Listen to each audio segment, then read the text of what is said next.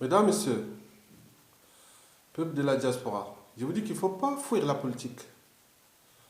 Parce que quand vous allez à l'ambassade pour aller chercher les papiers, pour le visa et autres, c'est la politique. Hein. Elle vous rattrape toujours. Si vous allez au Congo-Brazzaville, déjà, excusez-moi, le problème déjà de l'eau.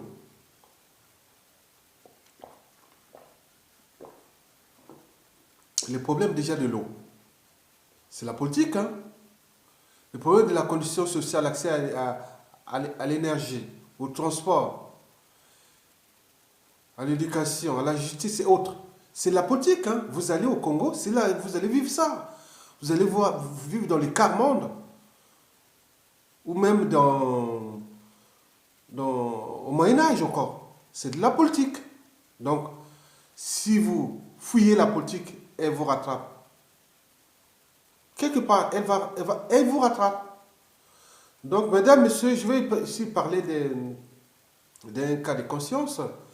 Parce que j'ai vu que, après l'annonce de l'assassinat du colonel Thiroux, j'ai pu constater au niveau de la diaspora congolaise de France, par exemple, une émotion toute particulière.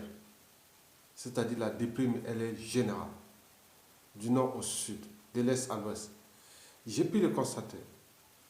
La déprime est générale, du nord au sud et de l'est à l'ouest.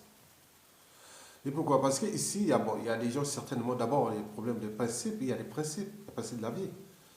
Bon, les gens disaient, bon, à l'époque, quand il y a eu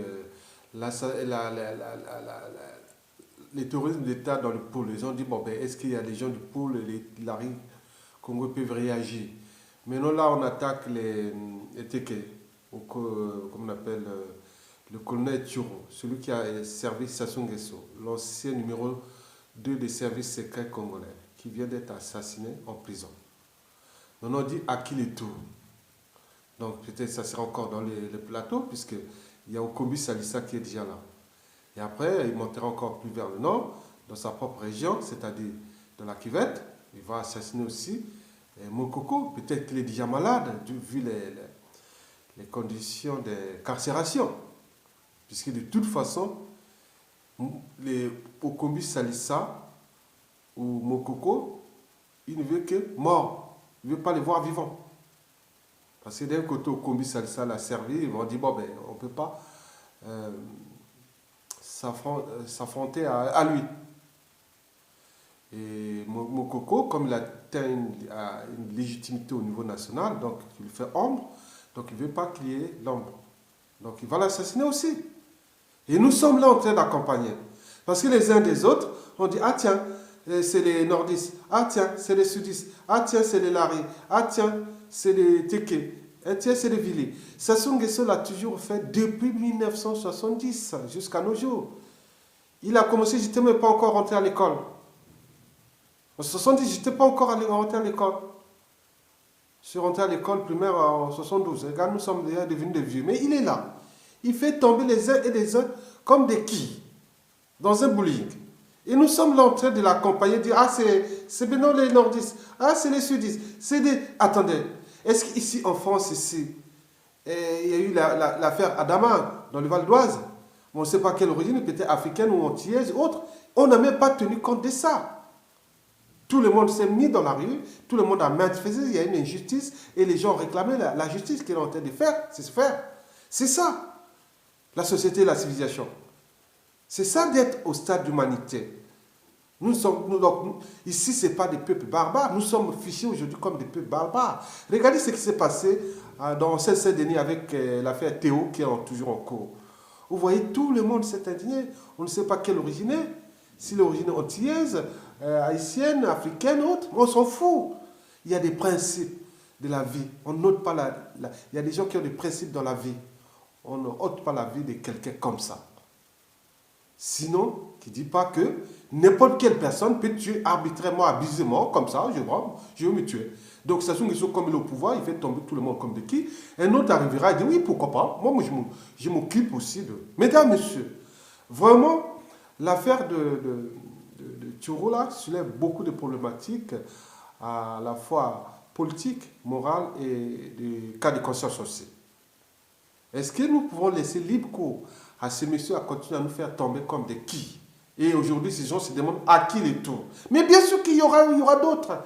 Il a des cycles. Regardez, 1970, 1972, 1977. Tu as fait ces années-là. 78, 79, 81, 82 d'ailleurs, 85, 87, 89. Pendant la fin de la guerre froide, c'est-à-dire pour la chute du maire de Valence. 89, il y avait déjà qui? Oxos Ikonga. Bon, continuons. 97, le colonel Eboundi. Je parle de la partie nord. Sans oublier bien avant les Ngwabi et en 85, ils avaient Katali, Pieranga. Je parle qui est la partie nord, les colonels Turo en 2017 et Pelé en 2017. Et tout ce monde-là, il y en a plein dans le nord. Qu'est-ce qu'on attend? Est-ce que c'est... Non, Sassou ne roule que par lui. Il n'a jamais changé de méthode. Il veut tuer pour tuer d'abord. Et aussi pour se montrer que personne ne doit toucher à son pouvoir, qu'il le souhaite à vie. Comme si le pouvoir politique était une loi naturelle. Non, le pouvoir politique n'est pas une loi naturelle parce que nous sommes affranchis du déterminisme naturel. Le pouvoir politique est accidentel. Vous êtes là pour servir pendant un temps, même si lui, il a confisqué ce pouvoir. Mais nous pouvons le retirer sur manière ou d'une autre. Donc, mesdames, messieurs, la colère, elle est là. Il y a eu un sentiment de colère et aussi de haine. Je vois même au sein de la diaspora, les gens commencent à se méfier. Surtout ceux qui touchent les mbouchis. Les gens se regardent maintenant comme ça. Ils regardent même en famille, on ne veut plus. Donc c'est comme une lenteur. Donc nous sommes dans un volcan explosif qui est en dormance. Nous sommes dans une bombe nucléaire qui est en dormance. Parce que Sassou Nguesso, ce qu'il fait, il n'a pas le monopole de la violence et de la mort sur les autres. Donc je ne veux pas ici susciter des sentiments de haine, mais des sentiments de colère. Mais je vous dis que quand les mots et les menaces ne suffisent plus, et que la déprime générale, comme la voit dans la diaspora, il faut les voir, ne suffisent plus. À ce moment, on dit que le danger est proche. Sassou n'est pas éternel. On n'a jamais vu une dictature durer 1000 ans. Sassou a sauvé sa vie quand il y a eu des gens qui avaient un peu de sens de l'humanité pendant la conférence nationale. Bon, il est venu se réfugier ici en France, et après il a préparé son coup d'État, il est reparti. Mais les gens disent non, cette fois-ci, ça ne se passera plus comme ça. Et il lui laissait d'ailleurs. C'est pourquoi il met tous les moyens de l'État dont il dispose. Je vous cite la police, l'armée, le renseignement, avec ses milices, ses mercenaires, ses alliés, pour se maintenir coûte et coûte, en achetant les consciences du monde entier. Et qui aujourd'hui, au niveau de la communauté internationale, a donné plus de gages ou même de confiance à ceux qui vont commettre des crimes pendant la chute ou la presse Sassou Nguesso, puisque la communauté internationale est inactive. Même la France, notre premier partenaire, ce qui se passe. Dans ce qu'on ne peut pas être au four au moulin, juge et avocat. Bon. Donc, il y a des gens qui sont étudiés avec méthode comment agir sur Sassou Nguesso. Moi, je dis seulement, je donne l'information surtout à nos frères du Nord. Et n'attendez plus qu'à qui le tour. Non, il faut agir et maintenant. Et d'ailleurs, même des Mboshi, vous serez alors affranchis de semences qui ont été de salir votre tribu. Parce qu'en Afrique, comme partout, sur le continent noir, la politique, quand on parle, avant d'être homme politique, on est apporté d'abord, avant tout, à sa tribu. Donc la tribu Mboshi, vous avez les commandements militaires, vous avez tous les postes clés. Et donc, comme on dit, dans toute organisation, qu'elle soit État, entreprise ou association, c'est celui qui a la tête qui en est responsable. Le poisson pourrit toujours par la tête. Donc la tête du Congo, c'est M. Denis Sassou Nguesso.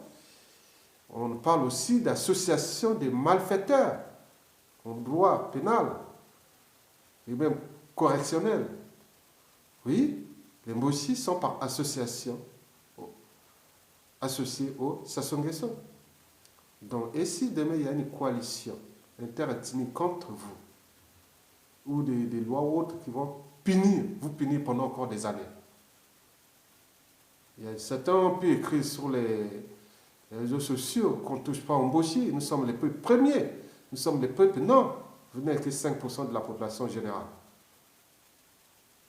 Je vous dis que la colère est déjà là. J'ai vu dans la partie sud.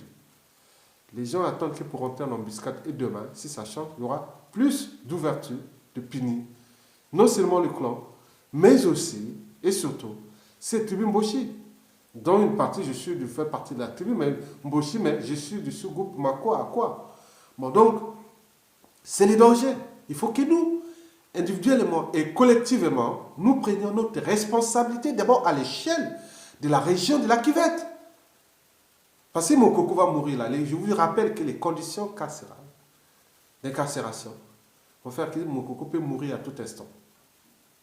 Et ça l'arrangerait. S'il est mort par maladie, bon, pour lui de toute façon. Mais, vous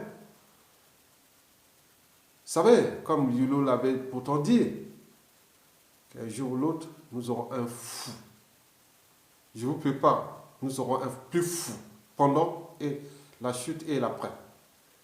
Si et seulement si mon coco ne reste pas en vie, celui qui aurait pu apaiser, rassurer et préparer une synthèse entre le nord et le sud et avec toutes ces tribus qui sont désormais plus que jamais divisées.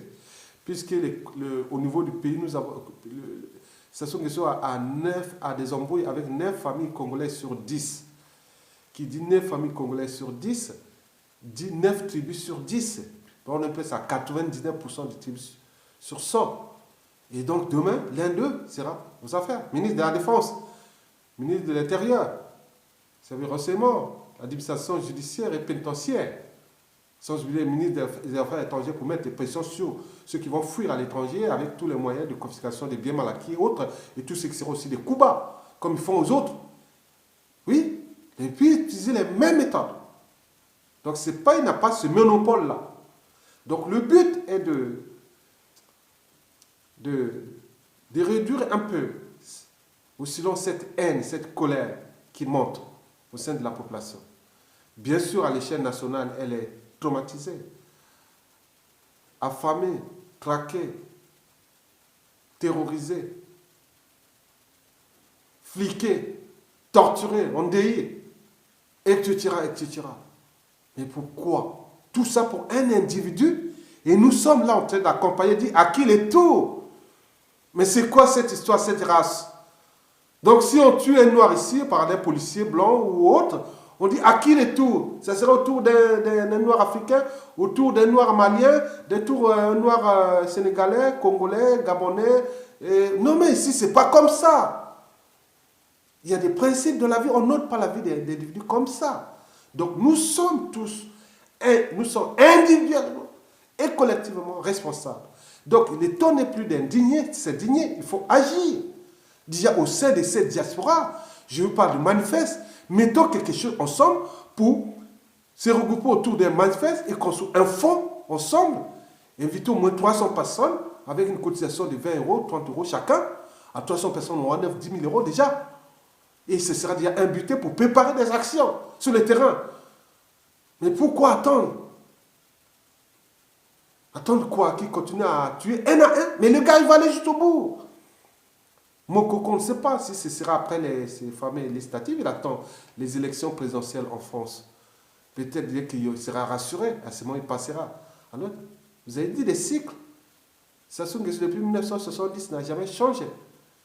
Il est dans sa conscience, on appelle ça l'orgue de l'aliment. Donc, il a tué, il a tué, tué. Il sait. Il est d'un cynisme hors norme. Tu le vois sourire là, mais c'est comme les souris du diable. Voilà. Donc, il vous continuez à travailler avec lui, lui dire le président autre. Mais c'est bien. Mais si vous avez acheté votre liberté, bien sûr qu'elle est surveillée. Vous ne savez peut-être pas. Vous avez acheté votre conscience. Quelle honte! Vous avez acheté votre condition sociale au détriment de celle du peuple. Quelle ignominie! Mesdames et messieurs, Sassou Nguesso n'est pas éternel. Nous aurons une chance. Nous aurons la chance. Ça soit la mort, mais le peuple a le temps. Mais qui contrôle le temps contre la mort. Voilà. Donc nous avons le temps. Il y a un qui tombe, il y a l'autre qui se lève. Mais la punition qui viendra, on ne sait pas. Je vous dis que nous sommes dans une bombe atomique. Et que demain, les gens qui étudient les méthodes de Sassou Nguesso pourront les appliquer. Il y aura du sang. Il y aura du sang. Il y aura du sang. Je ne vous cache pas. Mon coco Kombissalissa ou Toumi ou Paulin Makaya mort. C'est pas grave. Il y aura d'autres aussi comme lui. Ils se souveront. Mais c'est eux, au moment-là, que vous allez voir comment le Congo pourra traverser une étape. Oui. Parce que pour avancer, il faut d'abord la justice. Elle est la justice judiciaire, comme on va du point de vue judiciaire, les condamnations autres. Mais il y a aussi l'autre justice d'abord, c'est des règlements de comptes.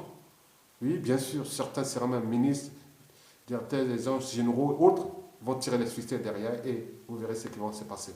Donc nous ne préparons pas les conditions pour essayer un peu de réduire cet état d'esprit, mais nous aurons perdu. Sassou lui-même, ses enfants, ses petits-enfants, pendant des années. Je ne vous cache pas.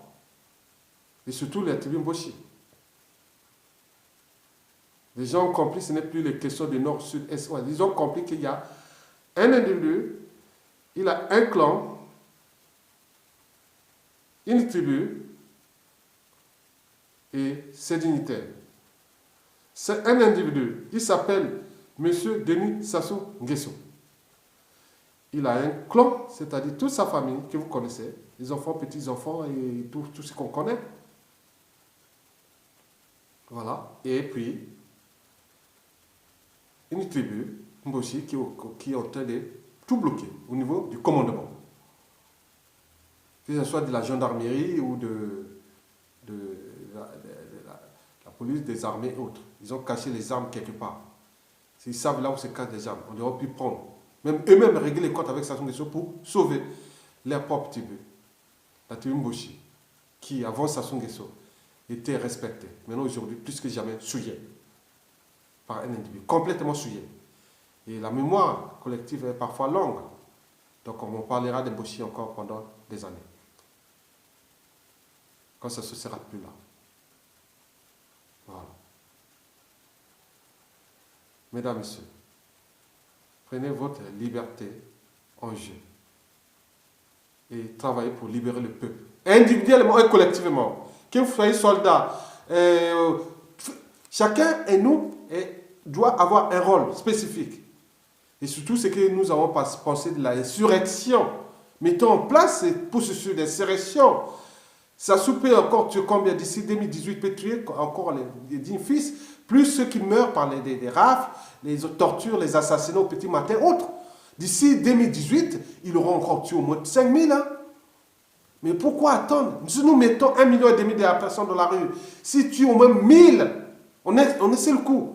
Le monde entier sera au courant, on rentrera dans un engrenage. Et dans cet engrenage, qu'est-ce qui va se passer? Et on va arriver jusqu'à ce que toute la haine, la violence se relève, et même les militaires et tout ça, on rentre dans un processus de chaos. Et à ce moment, on sortira d'une manière brutale, sauvage, barbare. Et à ce moment, en terminant ça, on rêve un rêve commun, on règle ses comptes avec ces tribus et tous ces gens-là, et après, on construit un nouveau pays. Ce n'est pas un 5% d'une tribu qui représente que 5% de la population générale, qui même s'il ne sera plus là, bon, on s'en fout. Pourquoi détruire les autres tribus et vous êtes là en train de l'accompagner au lieu d'agir? Les Mboshi doivent agir. Les hauts commandements, vous connaissez là où se cachent les armes. L'armée est pour défendre le peuple. Ce n'est pas pour défendre un clan ou un pouvoir. Non. Ce n'est pas le rôle de l'armée. La police non plus. Elle est là pour défendre la sécurité nationale. Ce n'est pas pour la sécurité d'un pays. Même si vous avez mis maintenant des formules d'atteinte à la sécurité, d'atteinte à la sûreté. La sûreté de qui? Du pouvoir. Ce n'est pas la sûreté de l'État. Sinon, ça se saurait. Mesdames, Messieurs, nous sommes individuellement et collectivement responsables. Il y aura de la casse à tout instant. Il y aura la casse. Ça se va. Continuez à tuer comme là. Si vous parlez, ne parlez pas de tuer les cours. Ne parlez même plus l'histoire des nordistes, des Mboshi, des Larry. Là. Il va tuer. On a en train de tuer dans le pouce. C'est les Larry, non? Après aussi, que ce soit dans le Nibolek. Bon, il y a déjà des enfants, des petits garçons qui ont fait des rafles là-bas, qu'on tue au matin. Après, de moi, à Vili. Même s'il y a aussi des nordistes et autres. Voilà. Des Tékés. Voilà, maintenant, les nordistes, les Makwa, les Kouyou, les Kuba, les Bobitaba et... Attends, nous sommes là en tête de la compagnie. Mais les gars, tout bien. Mais non. Bon, mesdames, messieurs, je termine pour vous dire que après l'assassinat du colonel Thioro, il y a eu un sentiment de déprime générale au niveau de la diaspora. Mais j'ai pu aussi constater qu'il y a aussi un sentiment de haine et de colère. Les gens se méfient maintenant les uns des autres, en particulier des familles Mboshi. Et j'ai des amis qui ne veulent plus voir Mboshi. Même il y a des femmes, on demande, qui tu vois, par exemple, un monsieur qui m'a parlé, bon, il me parlait, ils sont aussi du Nord. Moi, les femmes, quand ils disent que les Mboshi, Mboshi passait pour moi, Mboshi passait, disait Mboshi pour moi, c'était tous du Nord. Maintenant, aujourd'hui, quand je tombe Mboshi, je demande quelle partie de... Voilà. Même s'ils cachent, je suis un peu de savoir. Mais si c'est cette tribu-là, je ne veux pas. Parce qu'au moment de la chute, ça sera quand même un sentiment de liberté pour agir. Parce que si vous avez un cas de conscience avec des familles, cousins, autres, des frères qui sont la même avec eux, non. Ce sera des gens qui n'auront même pas de lien avec cette tribu, qui pourront agir. Et ça sera en liberté de conscience et d'action. Parce que ce qu'il a fait là, ce n'est pas bien. Donc nous devons nous protéger individuellement, collectivement contre ce monsieur. Sinon, ça sera total. Et c'est déjà trop tard. Et je vous dis, parce que la haine est rentrée dans l'ADN des Congolais, au sein des familles, contre Sassou, son clan, et n'attend que le moment T. Et qui sont en train de chercher, de voir pour en arriver. Mesdames, Messieurs, je vous remercie.